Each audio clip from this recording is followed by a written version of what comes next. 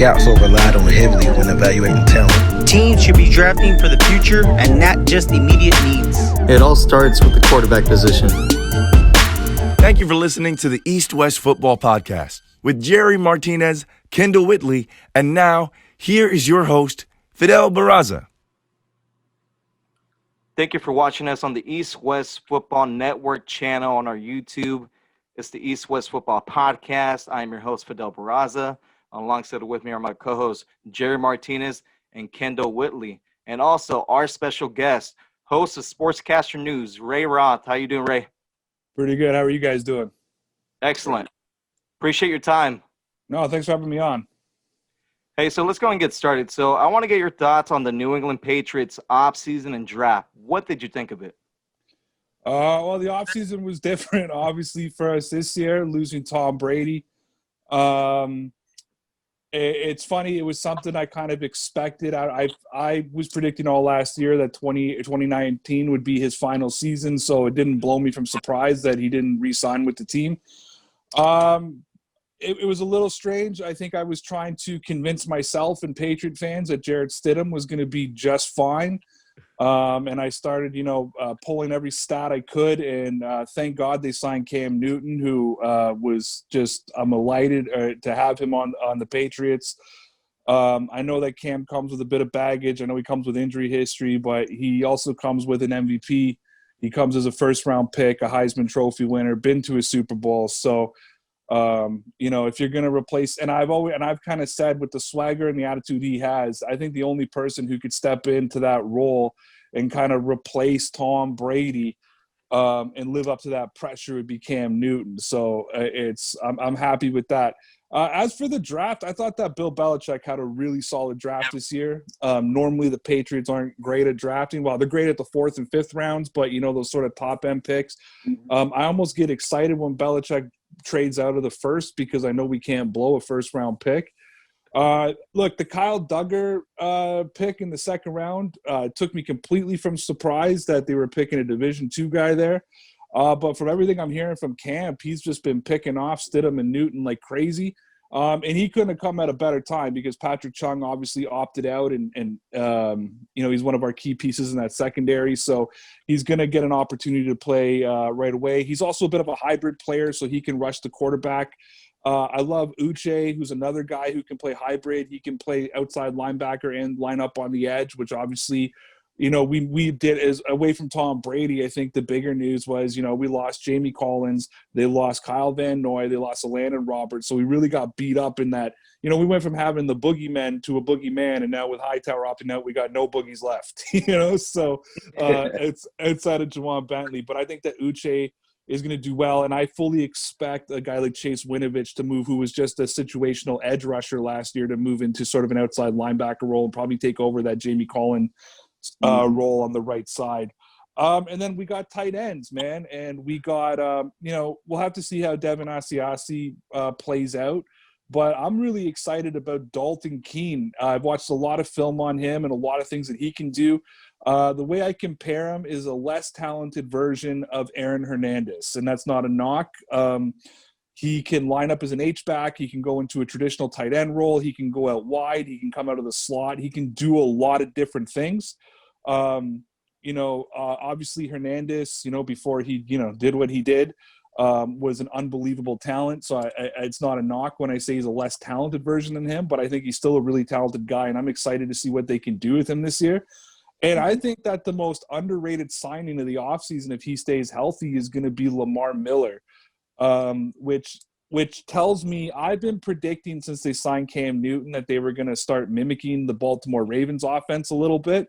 As soon as they sign Lamar Miller and the speed that he brings and the damage that he can do on those sort of, those zone read options and that kind of thing, that pretty much sealed it for me. If he stays healthy, it's obviously not going to be exactly like Baltimore's because Lamar Jackson is a freak in nature, but I can see the Patriots running a very similar offense to what Baltimore ran last year. So Lamar Miller's the guy I really got my eye on. So, look, am I as arrogant about the Patriots as I have been in years past? Probably, but I probably shouldn't be this year. But I don't think that they're as done as maybe some people believe they are. Well, we all know now that the AFC East, it's a stacked division, right? I mean, besides the Jets, we don't know what the heck. But we have the Buffalo Bills. We have the Miami Dolphins now that they beat the Patriots Week 17, and they drafted now Tua Tagovailoa, which is going to be their new franchise, quarterback. So, realistically, what are your expectations for this 2020 New England Patriots team? For this 2020 team, I still believe that the East can run through them. Buffalo's going to be – Miami's not there yet. Miami is not there yet. I also don't think we're going to see Tua for the first 4 weeks of the season before they put him. And I think that they're going to be going with Fitzmagic to start. And, Miami beat them to finish off the season last year, but I think the Patriots dropped 42 points on them week 2 last year. They were slow starters. Their defense obviously improved. I mean, look, they're the Miami Patriots in a way. They got Brian Flores. They took Landon Roberts. They took Kyle Van Noy with them. I just if the injury that Tua is coming off of, I don't care how good he looks. You have Tua for the next 10 to 15 years. Your team's not quite there offensively to be a really good team. Your offensive line is still pretty weak. Why rush the kid into the system? You don't need to turn it around now. You got years to turn it around.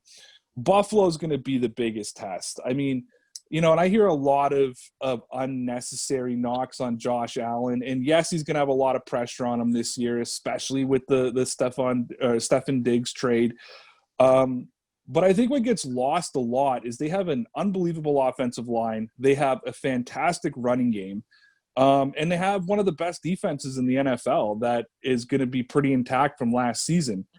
So Buffalo is going to be really tough, but and this could just be my Patriots arrogance in me, but I just believe with Cam Newton for a season and Bill Belichick and Josh McDaniels, I still think that the East runs through New England. But I've already predicted that I think Buffalo and New England are going to move in, are going to be, especially with that extra wild card now in the playoffs, are going to be both are going to move into the playoffs out of the East. I mean, they kind of shocked everyone right when they signed Cam Newton this little later in the offseason, right? But everyone was thinking that Jarrett Stidham was going to be the guy until they signed Cam. So I really felt like that was probably the best move they made, was to get Cam Newton, the former MVP quarterback, right? He brings that swagger to that team, and he brings a lot of experience. Yeah, Cam's the man. We needed Cam Newton. Like I was saying at the top here, I convinced myself that Jarrett Stidham was going to make these big leaps this year, when deep down, I host a podcast twice a week with another Patriots fan, and after we got Cam Newton, I asked him, I said, were we lying to ourselves? And he said, absolutely we were. Absolutely we were. Look, there are some positives about Jarrett Stidham that people don't recognize. He was actually going into the 2018 season before when he was deciding whether to go back to college or go into the draft. At that point in time, he was projected as a first-round draft pick, a late first, not like a first overall, but he's projected as a first. When he went back his final year in 2018, his entire offensive line from the year before either got drafted or graduated. His two best receivers also tore ACLs before the season started. So he was missing his entire offensive line and his two best receivers, and the coaching staff was an absolute nightmare. So he had a little bit of things against him. He does have, and he's got legs. He's got an okay arm. Do I think he's going to be the next Tom Brady? No. Am I happy that there's a bridge quarterback? Do I think he could be the starter for the Patriots one day? I think with time he could. But I think Cam Newton, they needed a bridge quarterback like Cam Newton. But my whole thing is the Patriots are going to, it's funny. The Patriots had no salary cap this season, which was a big deal for a lot of things. And now they're going to go into next season, I think, with this whole COVID-19 thing. They say like the salary cap's going to drop significantly, which is going to make me laugh at the Kansas City Chiefs. But they're going to go into the offseason with some of the largest salary cap in the league. So if Cam has a really good season this year, I don't put it past New England. I mean, he's only 31 years old or something like that. I don't put it past New England to give him like a 3-year contract and take him till 35. And then, that'll give Stidham 4 or 5 years to sit behind him, kind of like a Jimmy Garoppolo thing, except this time Stidham could move into that starting role. Hey, what's going on with you, Ray? What's happening, man? Hey, I want to ask you, enough of the quarterback talk now. I'm going to move on to something else. I think this needs to be asked and said. You're a deep Patriots fan. I am too. So I think you probably know where I'm about to go with this. What do you think about N'Keal Harry? Like, what's going on with him? And do you think we made the right pick last year when we got him? Like, and my second part to that question is N'Keal, like, what is it that you like about it? What is it that you don't like? I mean, he's not a big speed guy, but he's more like a Dez Bryant, not a big separation guy. So, what you think is going on with N'Keal Harry? Okay. So let me start with saying that I think I started my sort of online career talking about the Patriots in 2017. And in 2017 and 2018, I always told people, don't have high expectations for draft picks. They're learning, yada, yada, yada. I didn't listen to my own advice, and I was on the N'Keal Harry hype train all last offseason. I was so excited about this kid. I was watching if you go back and watch some of his college highlights, some of the circus catches he made and one-handers and overpowering guys, there's a lot to be excited about. Here's my thing with N'Keal Harry. I don't think we actually know what the Patriots have with N'Keal Harry, and I think we'll get a better view of what he is this year. There was a couple of different factors, right? Number one, we all know about the injury thing. The kid started his career week 10 because they didn't even play him against Baltimore. So he misses the first 8 weeks of the season where he can't even practice with the team. Then he doesn't play week 9 because they didn't want to start him against the Ravens, and then he goes into like week 10 or 11. I think they went on the bye week, and he starts against the Philadelphia Eagles, if I'm not mistaken, right? So he goes through that whole transitional piece. And then we start going across this, and the other story that came out, and I believe it, is Tom Brady did not want anything to do with rookie receivers. He wanted veterans. He sat there and said, no, I'm 55 years old, and, I don't want to be throwing to rookies. So I don't think N'Keal Harry, ever really got a fair shot of what he could be, from the injury, B, just really with Tom Brady's, unwanting to work with rookies. And number 3, I do put it on Josh McDaniels a little bit. I don't think that Josh McDaniels knew how to execute him. And especially with the tight end situation last season, he could have played I said it all the time. I would have put N'Keal Harry in a slot position and played him like a tight end. He's a big body guy. He's a 50-50 ball kind of guy. That's what I love about him. He's big. He's strong. He can be a red zone threat. He's not going to burn anybody with speed off the line, but he is a downhill runner. Once he gets going, he goes, and he's hard to tackle. And I think when you have a guy that you can't tackle in open field, that's a big deal. So I'm hoping that they use him better. I also saw that he cut like 15 pounds coming into this season. Right. I don't know if that's a good or a bad thing. I mean, does he get a little bit faster because he's a little bit lighter, or does he lose a little bit of his strength? So that's what I'm going to be interested to see going forward. So I love his strength. Obviously, the speed is an issue, and I think that considering he's probably going to be the number 3 receiver this season unless Jacoby Myers really takes a big leap forward. But I think that because you used a first-round pick, you kind of got to put N'Keal Harry as your third receiver. I didn't like his route tree last year. He kind of only ran a couple of different things. You could see his struggle with the route tree. Even though the book on him was he can run the route tree, I didn't see it on the pro level. Right. And at the end of the day, college ball and pro ball is 2 completely different things. I remember in college, I wasn't that small of a football player, but compared to NFL players, I'm just a tiny little guy, and I'm 6'1", 240, so it's the game's a little faster, a little stronger. So yeah, the speed in the route tree is probably my concern. Did we make a mistake? I think like any draft pick, we're not going to know for a couple of years if they made a mistake or not. Right. Appreciate that, Ray. Yeah. Hey, Ray. So, the Patriots, tell me, how long does Coach Bill Belichick have left in him to coach the Patriots? Left in it? Well, I know that he originally wasn't going to coach into his 70s.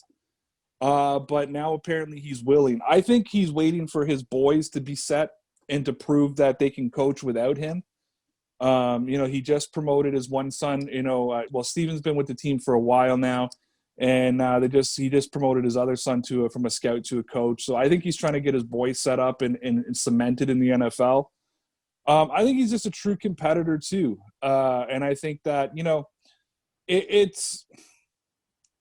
it's not the same, but it's I was gonna quit soccer for the last 7 years. You know what I mean? But then every time it comes down to actually wanting to quit, I think about the competition. I think about going out and playing.